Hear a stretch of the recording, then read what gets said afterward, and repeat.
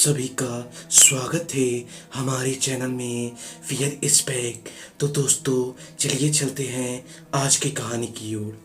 आज की कहानी हमें दीपक कुमार ने भेजी है, जो कि एक पुलिस इंस्पेक्टर हैं और यह घटना उन्हीं के साथ घटित हुई है। तो आइए इस कहानी को उन्हीं की जुबानी सुनते हैं।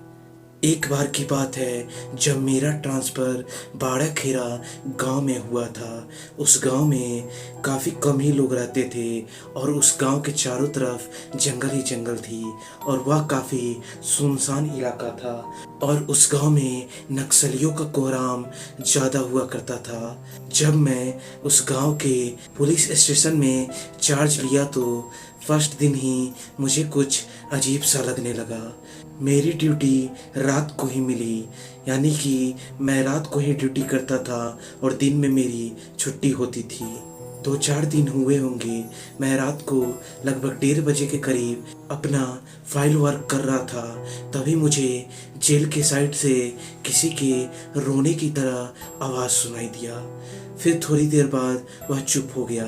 मैंने सोचा पता ना यह कौन रो रहा है। फिर कुछ देर बाद ऐसे ही रोने की आवाज़ आई। मैं उठकर गया और देखा तो उधर कोई नहीं था। फिर अगले दिन भी वैसा ही कुछ हुआ। मैंने उस पर ध्यान नहीं दिया। मुझे लगा शायद आसपास कोई रो रहा होगा। ऐसे ही 3-4 दिन चलता रहा। फिर एक दिन ऐसे ही रोने के साथ साथ किसी के पीटने की आवाज़ आई, जैसे कोई डंडे से किसी को मार रहा हो और कराहने की आवाज़ आ रही थी।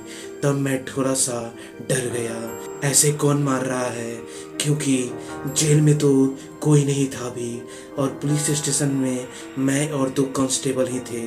तब मैं जाकर पीछे देखा। जैसे ही मैं पीछे गया वहाँ कोई नहीं था। फिर मैं आकर अपने सीट पे बैठ गया।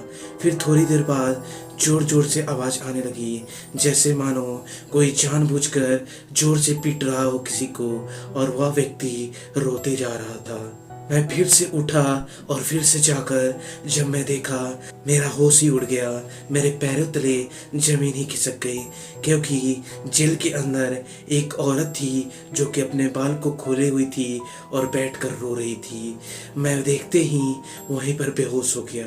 जब मेरी आंखें सुबह खुली तो सभी लोग मेरे सामने थे और मैं बेंच पर लेटा हुआ था। तब मैं अपने साथ घटित 2-3 दिन से घटित घटना को मैंने सबको बताया।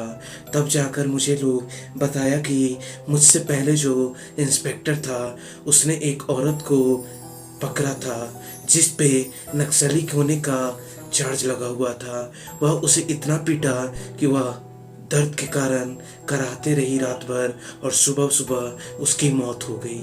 उसके बाद वह इंस्पेक्टर सस्पेंड है, लेकिन उस औरत की आत्मा अभी तक इस पुलिस स्टेशन में घूमती है। मैं उसी वक्त अपना ट्रांसफ़र करवा लिया उस जगह से। तो दोस्तों यह थी दीपक कुमार के साथ घटित हुई एक सच्ची घटना। हम फिर मिलते हैं अपनी एक अगली सच्ची घटना के साथ। अगर आप भी चाहते हैं कि आप मुझे अपनी सच्ची घटना भेजें तो आप मुझे फेसबुक, इंस्टाग्राम या दिए हुए ईमेल आईडी पे हमें एसएमएस कर सकते हैं। हम आपकी स्टोरी को आपके नाम के साथ पब्लिश करेंगे। तब तक के लिए चलते हैं। धन्यवाद।